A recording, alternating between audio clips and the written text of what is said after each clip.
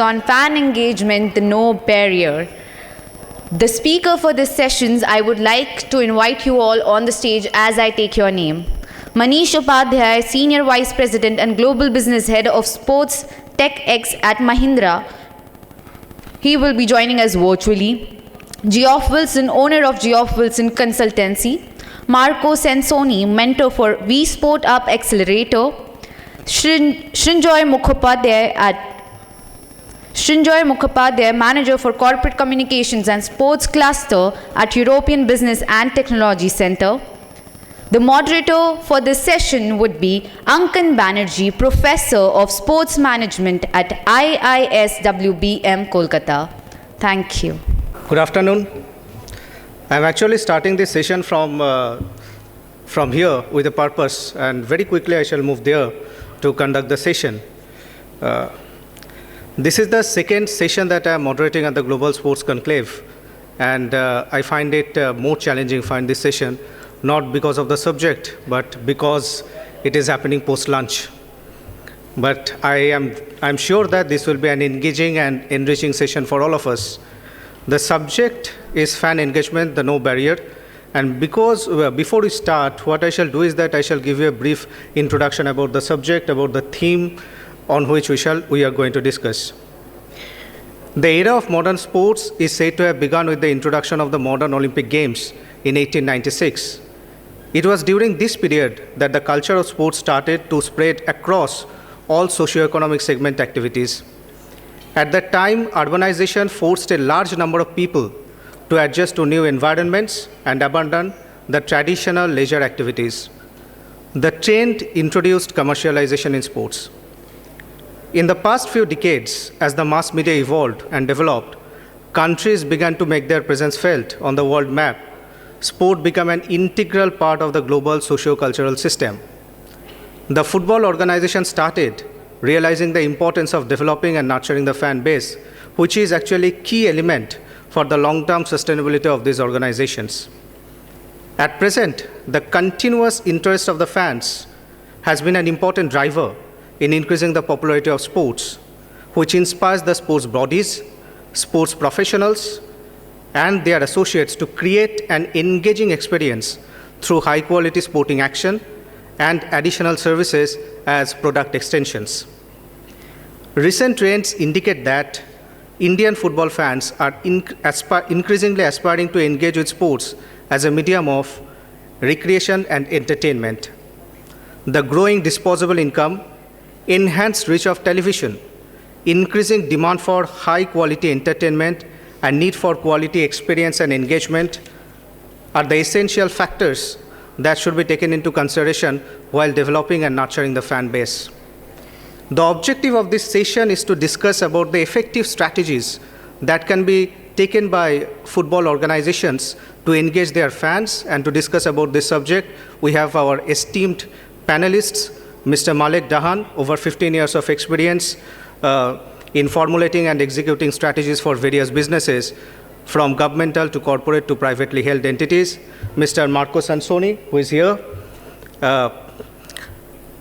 He has led successful projects in 5 continents in the last 2 decades, including 4 Olympics and 4 FIFA World Cups. Mr. Geoff Wilson, who will be joining virtually, global sports strategies and marketing expert, the owner of Geoff Wilson Consultancy. He worked with FIFA, UEFA, AFC, and various other football associations. Srinjoy Mukhopadhyay is also here with more than 7 years of rich experience with branding, digital, tech, all areas, all verticals. And also we have Mr. Manish Upadhyay, the Senior Vice President and Sports Tech Global Business Head of Tech Mahindra. Let us welcome all of them.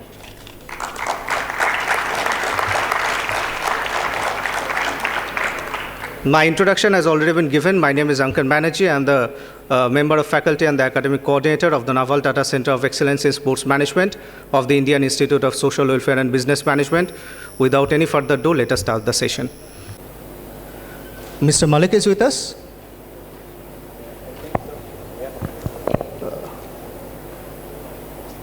I can't see him. Mr. Malik.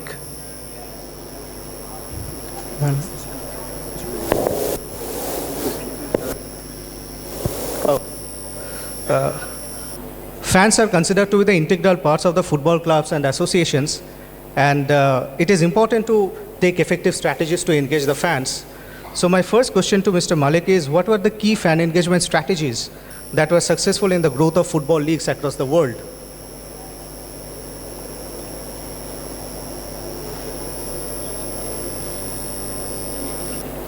Acha, Mr. Malik is not here, I believe. So if I can ask Marco, what's your take on this? Sorry, can you repeat the question? Because I was focused on the guest. Absolutely. My question is, what are the fan engagement strategies that were successful in the growth of the football leagues across the world? What you have observed, if you can share some of your experience from the World Cups. I have a very personal view on fan engagement, which is basically, I prefer to talk about holistic engagement. And I think this conference made it clear.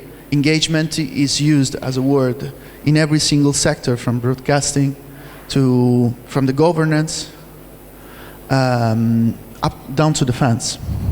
When I say down to the fans, I say down on purpose, because the fans are at the bottom of the pyramid, and too many times we use the word they are the 12 players, but in reality we tend to forget about them, what they really need.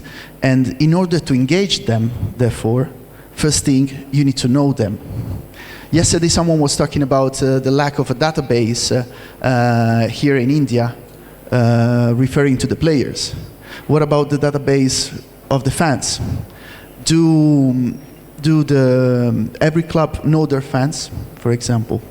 As you asked about my experience, and as we are by chance here in Mumbai, there's a legacy of the last fan engagement project that I've been taking part to, which raise your hand over there, Pradumnia, is one of the fans that was invited by the Qatar Supreme Committee ahead of the World Cup last year. So I was leading this project where we invited basically 45 influencers from different countries, 29 countries, to visit Qatar and basically to produce content. They were free to broadcast basically their content on their channels. There's someone that had millions of followers on YouTube, the other on Instagram, Twitter, and so on. So basically covering the social media platforms in several countries. These guys had an amazing time, and Qatar on the other side was able to promote itself also as a country, as a tourist destination, not only for the World Cup. And of course the purpose was incentivizing and engaging the rest of the world related to the World Cup. Absolutely, Marco. I'm actually a football fanatic, and I follow Indian football like anything, though my club is not winning. And on this... Don't tell me, I support AS Roma. Okay, and I'm not actually going to reveal the club that I support because I have to be unbiased as the moderator. So my question to you is that what are the advices would you like to share to the Indian clubs so that they can build their fan base and they can nurture their fan base? Some of the advices, some of the tips from your side. I'll give you a very short answer. Do things differently from what the rest of the world has done so far. I'm thinking about the European football. Develop a strategy which is fan-centric and put two targets, have two clear goals: sustainability and innovation. Simple as that. As far as you're able to keep your organization fan-centric. And to do so, then there's a huge amount of challenges. To keep the balance between the interest of each of the stakeholders, basically the main issue from my perspective, I've always been taking care of the fans for Olympic Games, Asian Games, Pan American Games, on the ground. So I've been in contact with the fans until I developed for the FIFA World Cup, first time in Brazil, the concept of the spectator fan experience. And then FIFA called me and I started developing in-house. For 2 years I was working for FIFA.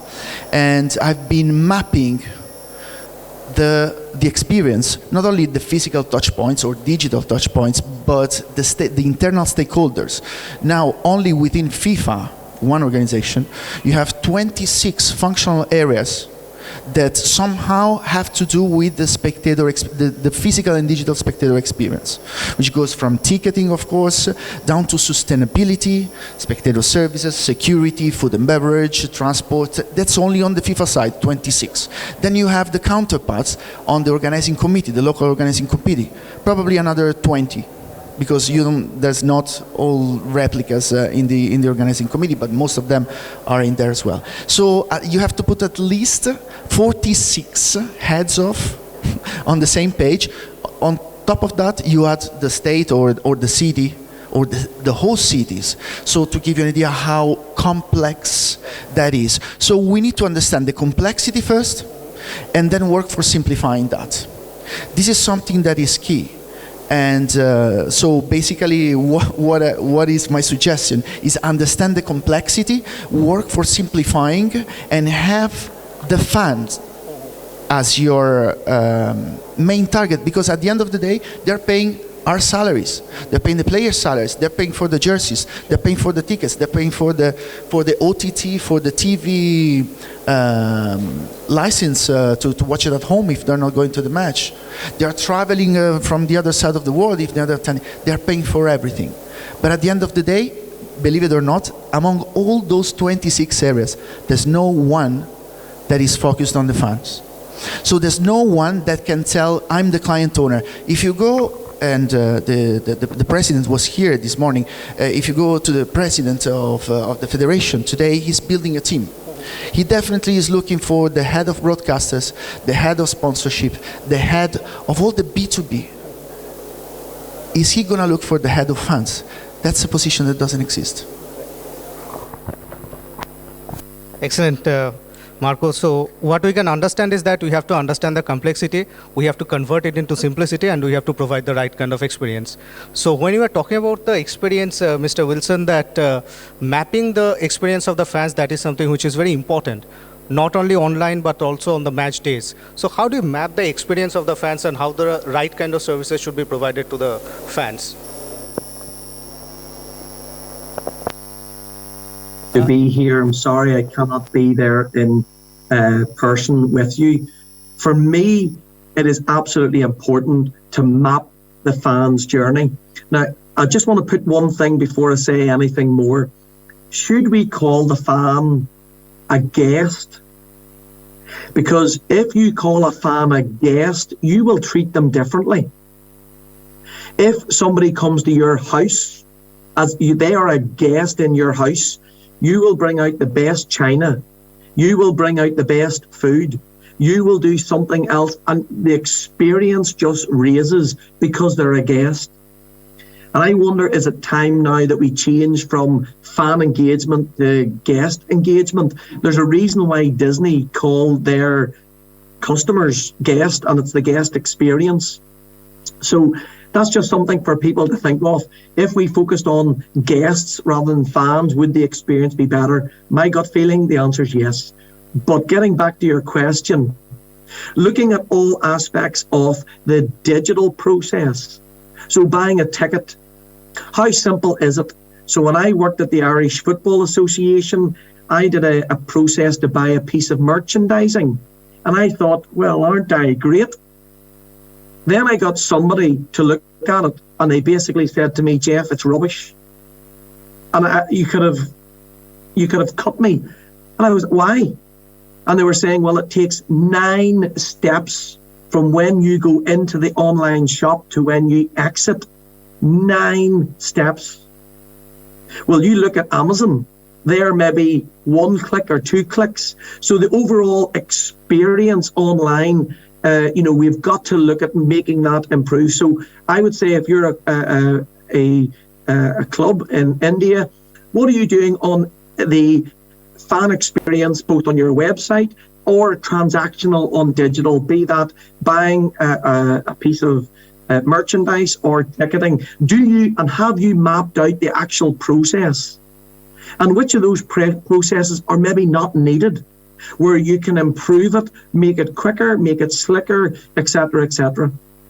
And the same applies on going to the actual match day. How many people have went in the shoes of the fan? If you're the chief executive of the club, have you actually went as a fan, as a guest, to see what the actual experience is like? So what we would do is we would map out that experience. So leaving the home, what do you get on the phone? Do you get the team line out?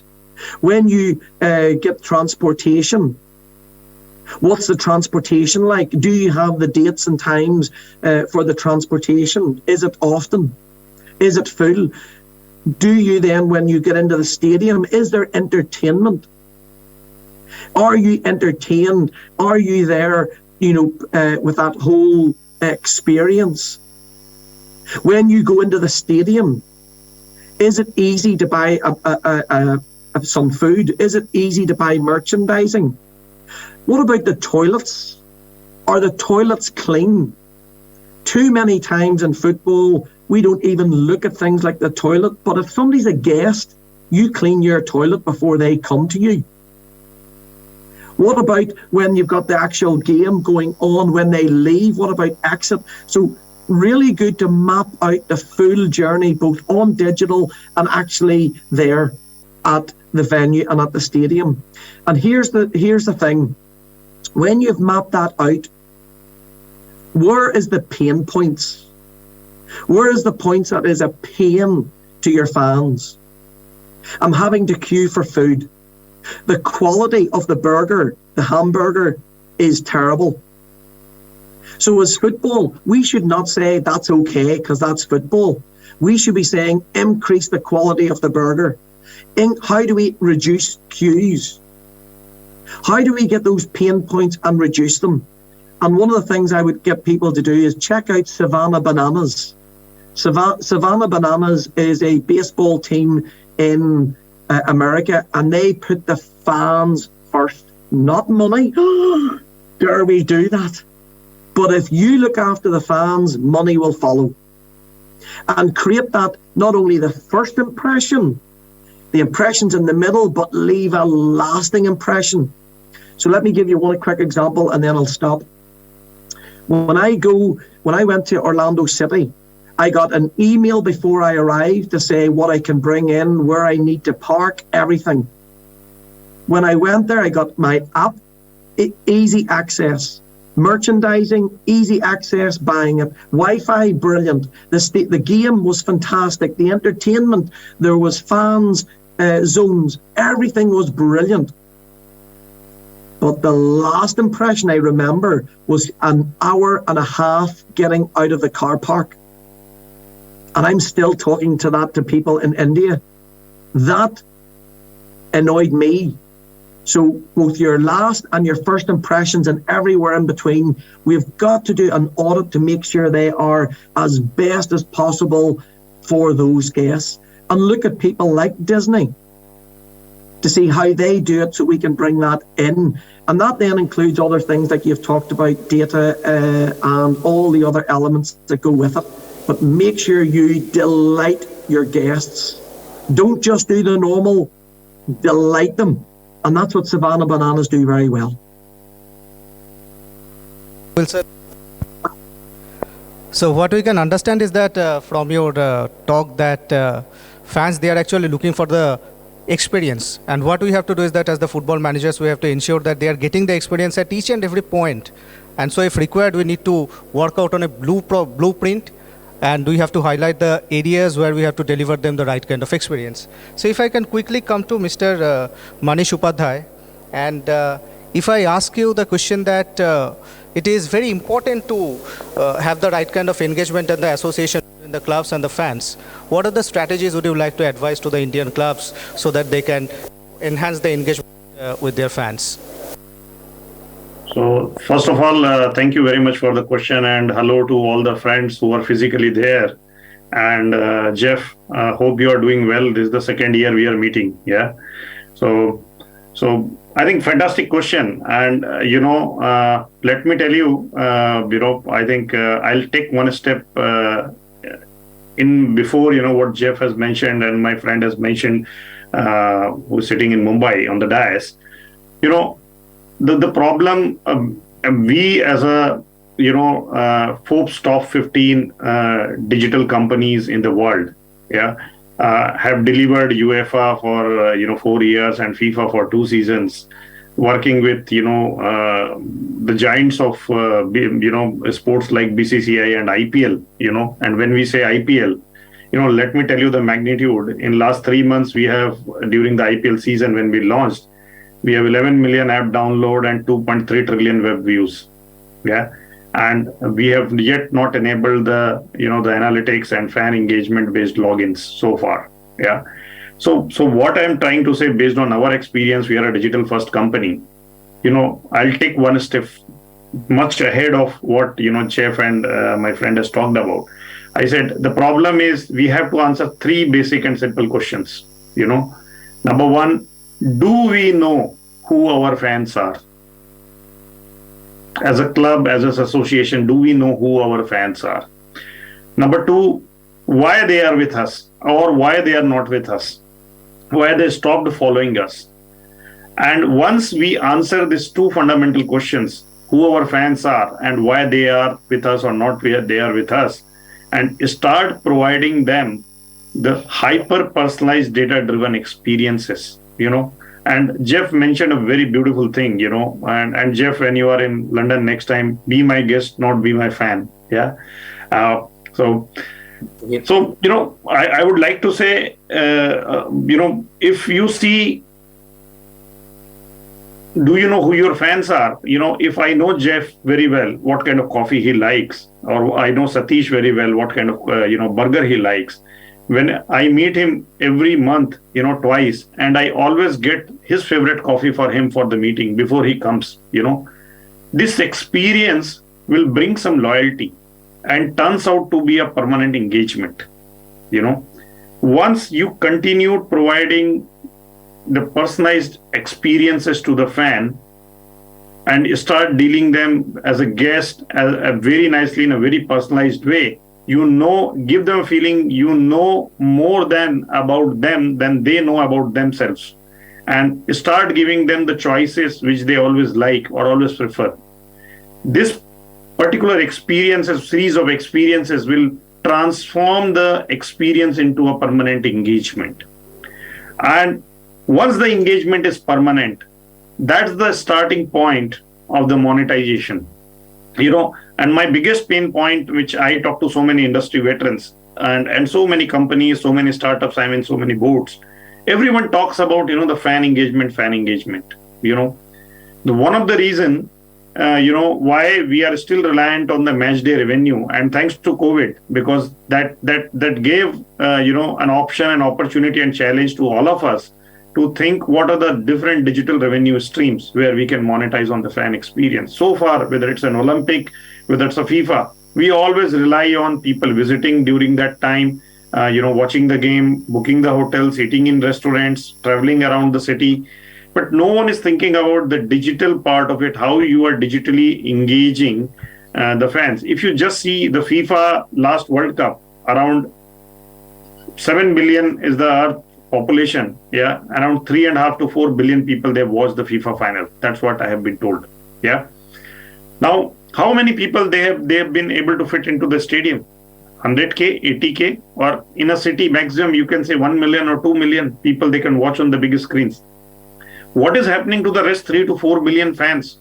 Even if they are coming for the finals or even they are coming for a specific game to cheer up their country, how are we ensuring them we are knowing them well, we are treating them well, and we are building the loyalty to start the process of monetization? So for the next FIFA World Cup, and we do also work with the Aspire committee in Qatar, which is doing the FIFA 2022.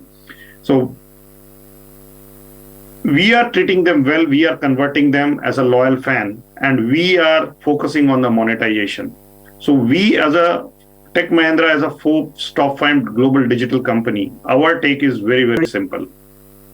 we know very well our fans are Gen Z and Gen X driven, and we are using digital platform as an enabler, and we launched recently a product called FanNext.now, which says, basically what is the next generation fan is looking for and provide that experience now.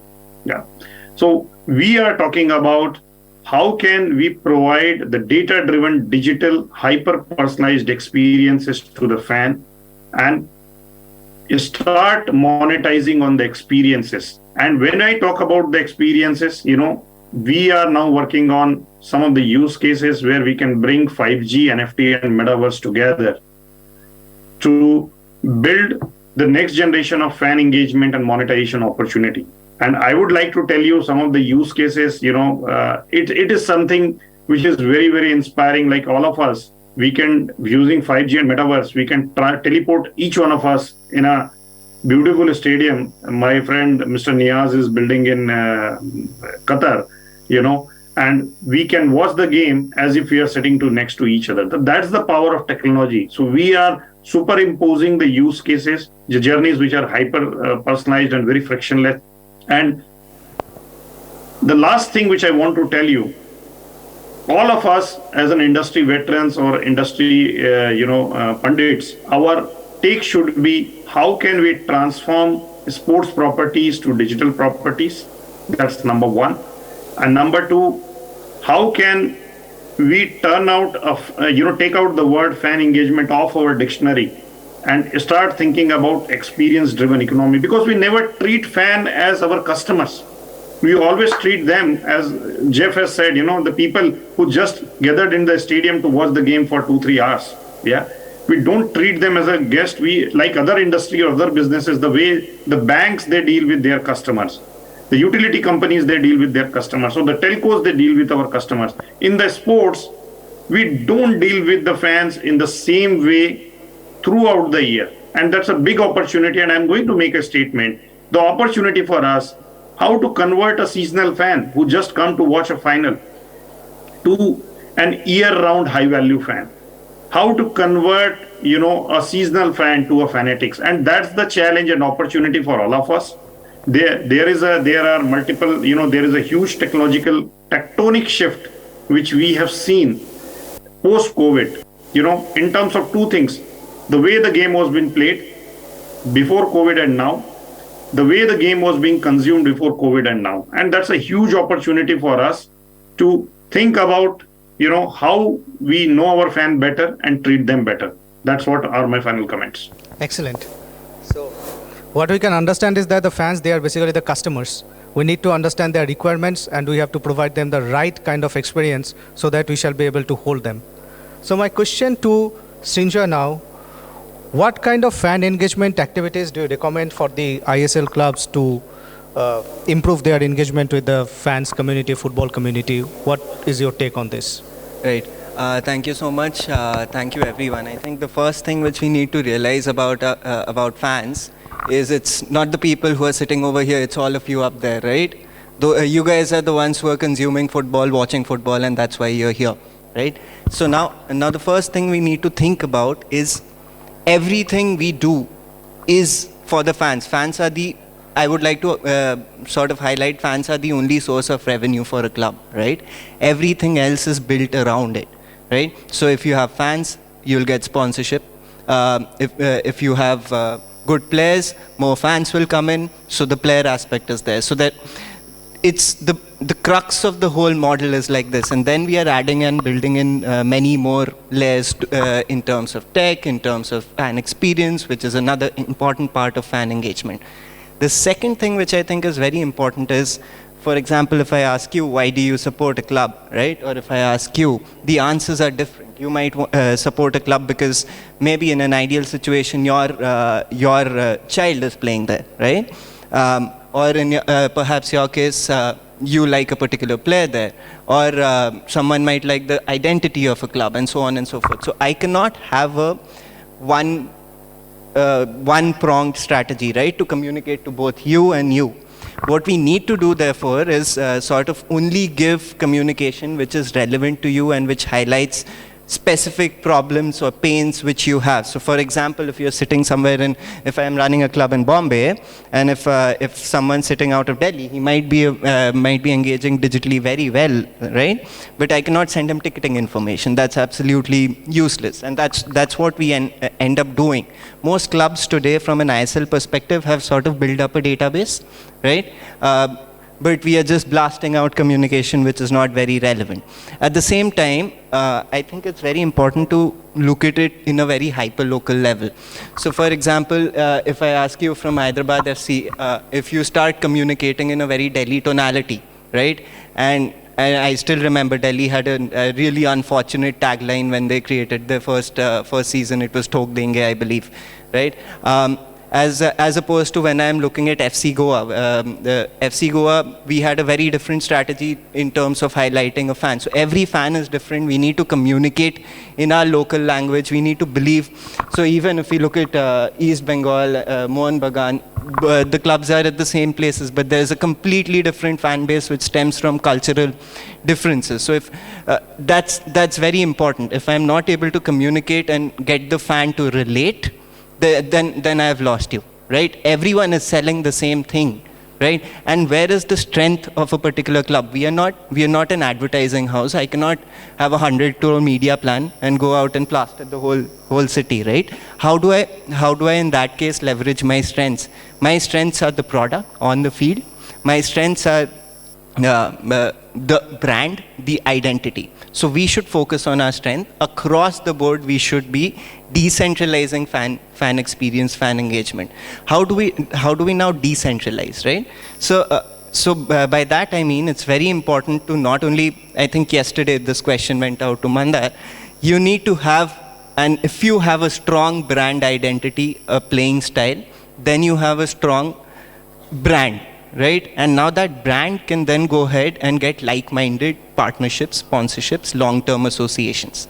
So if I am signing, let's say, Bangalore's deal with Kia is impressive because it's one of the first long-time title sponsors sort of an agreement.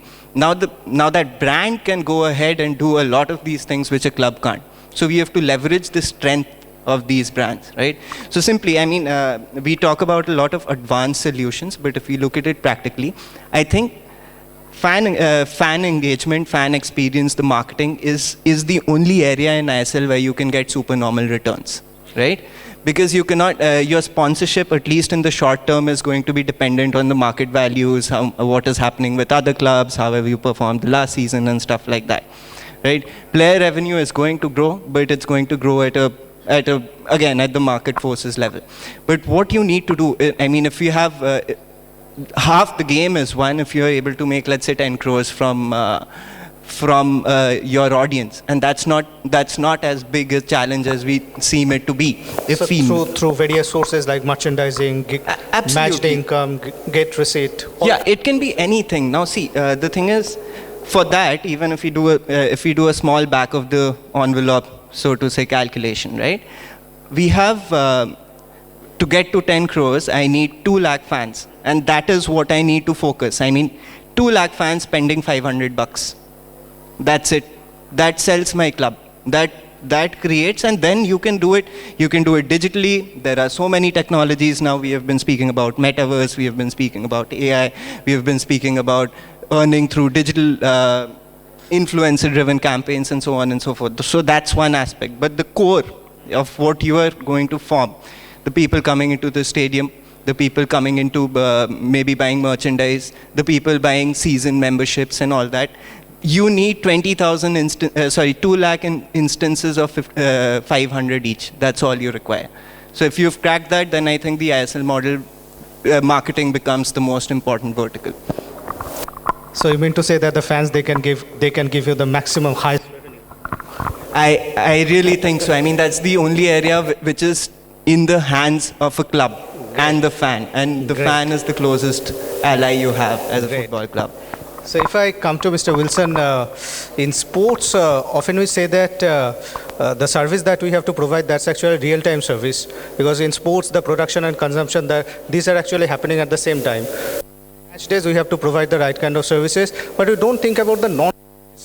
We have to provide certain services to our fans as well. We are only focusing on the real-time services that we have to provide on the match days. So what about the non-match days? On the non-match days, do we need to provide any kind of services to our fans?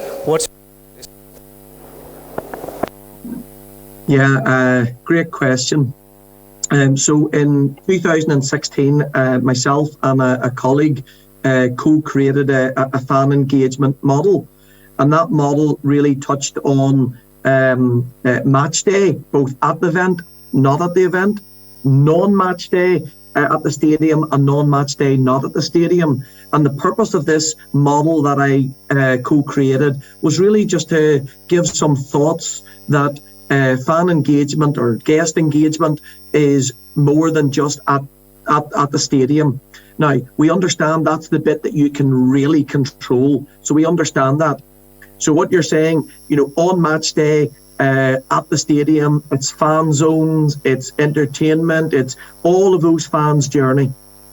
Then if you have on match day, but you're not at the stadium, then how do you engage those fans? So if you're Arsenal fan, but yet you're in Thailand, you probably will not be at the Emirates, but how do you do fan engagement for them? So that's on match day, that's live streaming, storytelling, digital content, all of that area. But the two areas that I think we are weak at in terms of a sport is non-match day at your stadium. Now, some people own their stadiums, other people do not. So totally get that. But if you own your own stadium and it's not match day, how can you drive people to that? So Sint-Truiden in Belgium, they have 4 supermarkets as part of their stadium. 4 supermarkets. They have events that they run at the venue. So, for example, in the evening time, it's on a 3G pitch. They run youth programs. So, but it also could be, if it's Barcelona, a museum tour, a stadium tour. So people are, how do you sweat the asset when it's non-match day? And then the other area is non-match day, but you're not at the stadium. In other words, that's going into your community. And I think this is something that clubs are doing better because of the pandemic. But how are they getting out to the community and really having a deep, long-lasting relationship with their fans, or the people, not only their fans, but their people around their stadium? So that might be a 12-week coaching course. That might be a Meet the Players event. But whatever it is, how do you do fan engagement in these 4 quadrants? And it has to be over time. It cannot be one day we go to a school, that's it. No. It's got to be over time, and it's got to be a deep relationship and a deep community involvement, both on non-match days and on match days. So you're always continually do that, whether it's face-to-face events or whether that's digital. And I would suggest that the football teams there, that they sit down as a group and say, okay, who is our fans? Then how are we engaging them on match day? What's that experience like? How can we improve it? What is it we can control that we can improve it better? What about those who are not at our stadium on match day? And then now look at the other areas, non-match day at the stadium, non-match day not at the stadium. How can they do programs that are deep, long-lasting relationships that's really involved in community engagement? And that's where people, the likes of so many clubs are doing this. It's deep community engagement, really making the club, the fans feel really part of the club. They go to the club, but the club goes back out to them. And that is as well on match day. It is so important to do that on non-match day. So for me, it's holistic view. It's all about community. It's about the brand values that associate with that person. It's about community engagement over time in a deep way. Thank you. not only on the match days, but also on the non-match days, we have to provide the experience to the fans. Do you have Mr. Malik with us? Do you have Mr. Malik with us? No. Okay. Let me come back to Marco. We always put the onus on the clubs, right? But there are various stakeholders who are associated with the football environment. We have the National Federation, we have the state associations, we have the district associations. Do you think that, do they have any role to play for the, to expand the fan base or to engage the fans more? What kind of steps that the National Federations or the state associations they can take for engaging the fans with the footballing activities in a country? Well, if you go at federation level, national state federation, then you're being at a strategic level, basically. And what does that mean? That you have to basically zoom out and understand the contents. Again, as before we were saying, simplify the complexity, no, but understand the complexity first. Is in this case is understand what are we talking about really, and what we are talking about is nothing different from what was written by Pine and Gilmore in a very famous book, the Experience Economy. They say that we are competing for the time in this era, and that's what we are actually talking about. We are talking about entertainment. We want to attract the attention, and basically we want the fan base, then very correctly Jeff said, that turns into guests when they live the live experience at the stadium. But we're talking about a potential fan base which is huge, that needs to be attracted. And but your target, I was mentioning before, target is sustainability. Sustainability in terms of economic sustainability, because why I say do different from Europe, European teams, because the best teams in the world that are in Europe are in debt. They don't make money, they lose money. How is that possible? There's many reasons. I'm not, and there's people who are more, let's say, appropriate to talk about that. But what I want to say is that at a strategic level, the federation needs to understand, or needs to step down from a pedestal and understand that sport is not an industry itself. It's in competition with other entertainment options, because there's a myriad of entertainment options. And if we think about the Sunday, so the physical experience, let's say, once used to be on Sunday only, and this tells you how much it's not so fan-centric, because sometimes if I want to attend a match, in winter time in Italy when it's snowing, 9 o'clock in the evening is not the best time. So you're not being fan-centric in that moment, right? Because if we are talking about the fact that the stadium needs to be full, that's the real, so we engage the fans, and that's how we make it sustainable, and then we don't think about the fans and their experience, then this is all very nice words, but it doesn't happen. So it has to be strategic. And in the discussion with the stakeholders, the president mentioned the first step, I'm going to talk with the stakeholders. Well, the stakeholders are going to bring their own interest on the table. Now, who is going to keep it fan-centric? If one day I will be a leader of an organization, of a federation, I will ask, what will you do in a fan-centric perspective? So, before coming up with the strategic planning, you mean to say that the consultation with all the stakeholders who are involved with the football environment, that is a must for the National Federation and the state associations? It is absolutely a must. It is absolutely necessary, because you want to know the state of art of the market.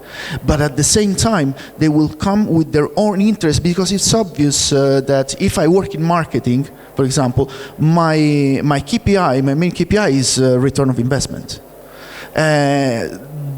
If you put the return of investment as the only KPI, then most probably is what's happening, then you're not sustainable. How it happens? Because we're talking about a very peculiar market or consumer, let's call it like that for a second only, the fan base. They're very different. They are, it's another thing that makes me angry about all the depths that are in sport. The fan is passionate by default for the product. Steve Jobs died to make customers passionate about his products. And he made it. How did he make it? Consumer centric. Amazon, where is the success? Consumer centric. And they got the trust. So here it is, all my path wanted to lead here. The trust, this is what you want to achieve from your fan base. But to achieve that, you have to go through a long period of time where you promise, you deliver, and possibly you over-deliver, you delight the fans, as Jeff said.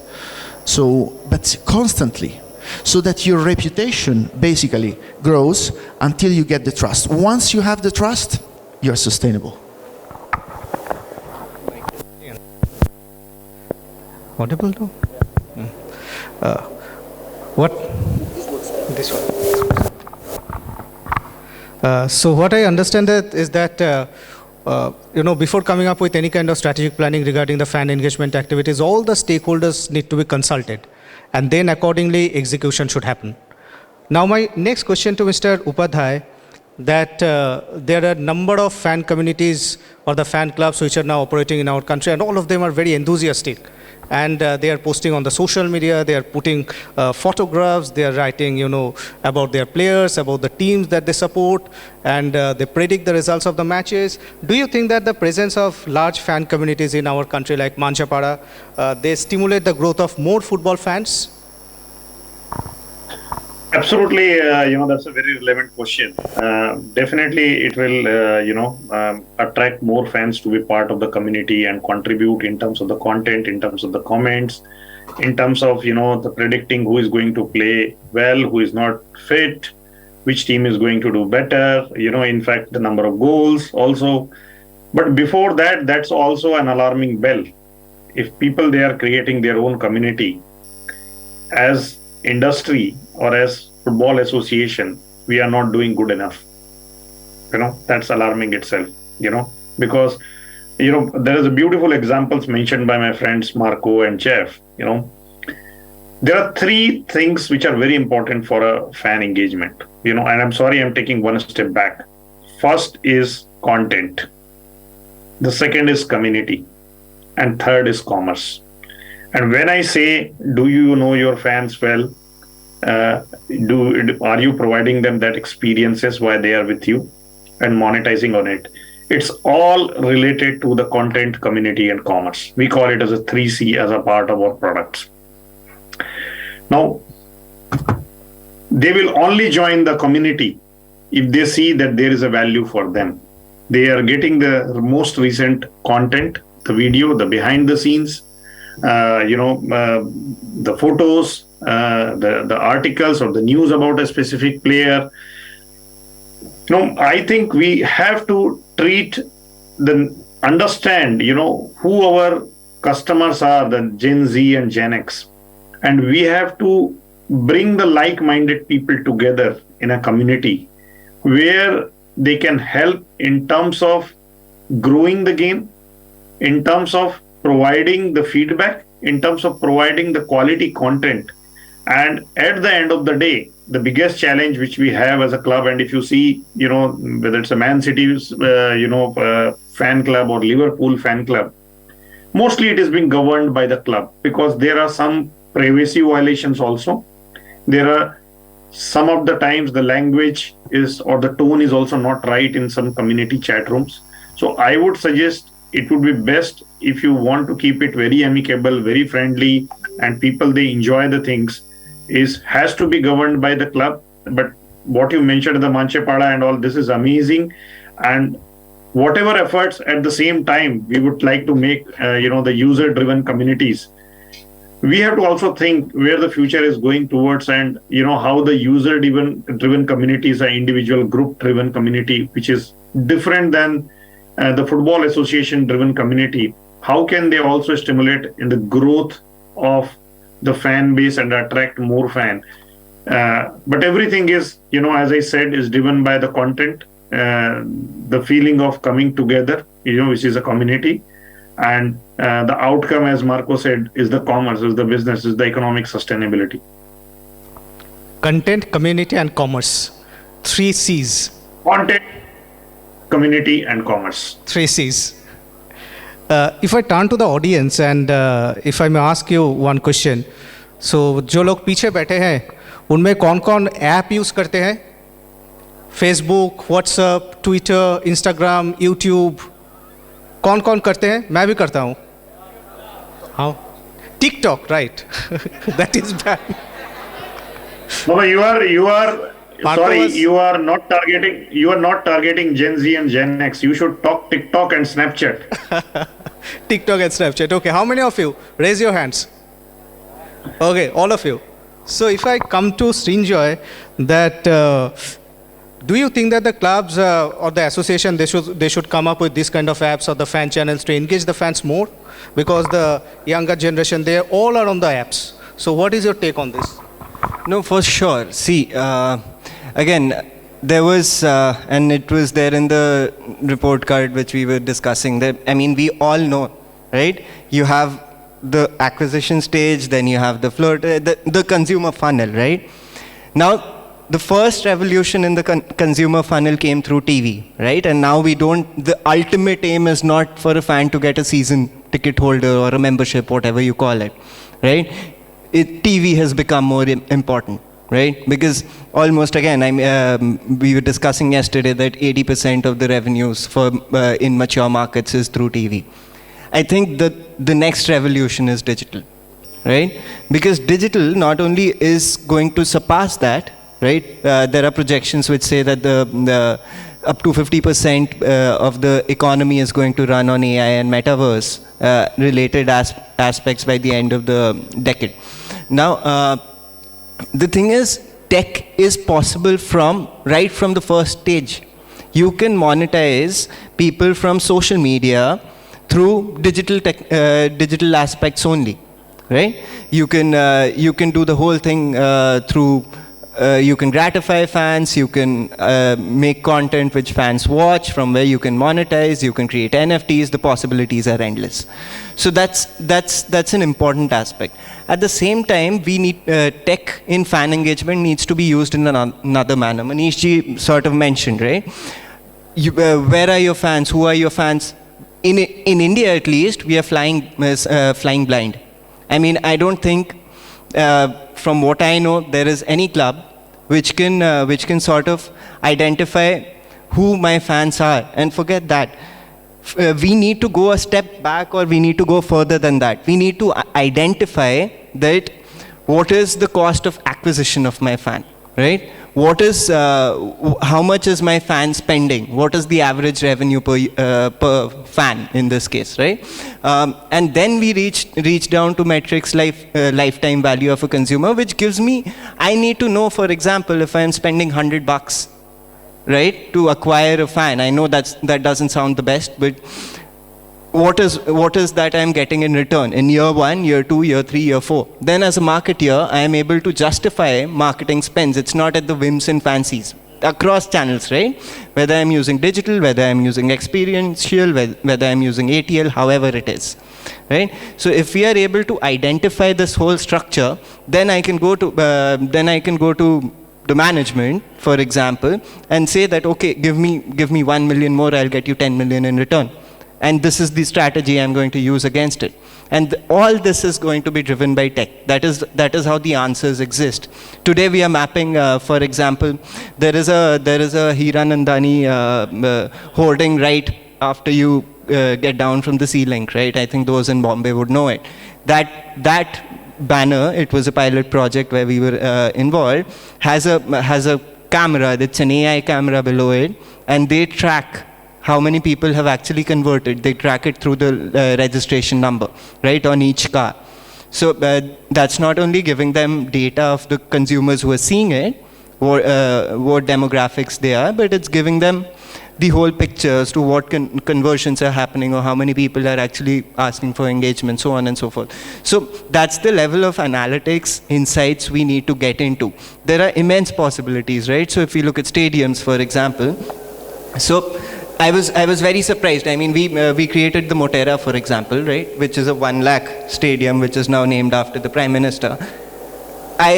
For the first time, about a month back, I heard an interesting approach. We have all the money in the world, but we don't want to create a 1 lakh stadium. It's not a political stadium or however you want to call it, but we are going to create a 30,000er with the best sort of facilities, with the best fan engagement experience.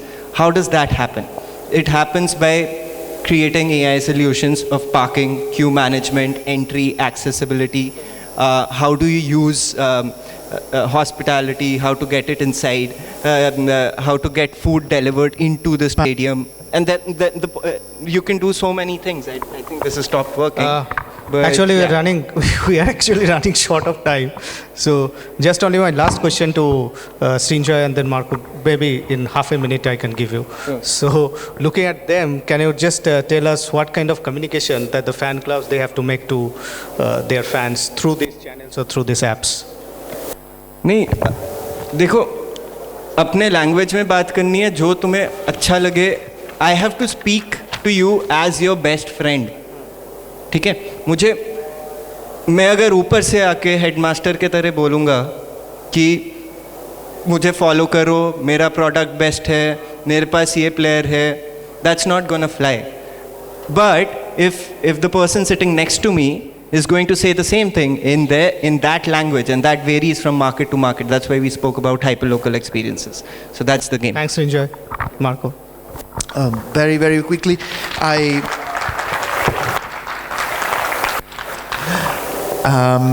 think I'm not an expert in communication, but I'm a very attentive observer. And I think that what F1 has done should be the case study for everyone in this sense. Communication, it has to be exclusive content, backstage, possibly made by the athletes, in this case the drivers. That is what the new generations want. Thank you. A big thank you to our panelists and the wonderful audience for such engaging and insightful session on fan engagement. I am sure that this session will certainly give a new direction to Indian football, and we can understand how to engage our fans, how we can provide the best possible experience to our fans. Thank you so much. Thank you so much, gentlemen. It was a very insightful session. A big round of applause for them, please.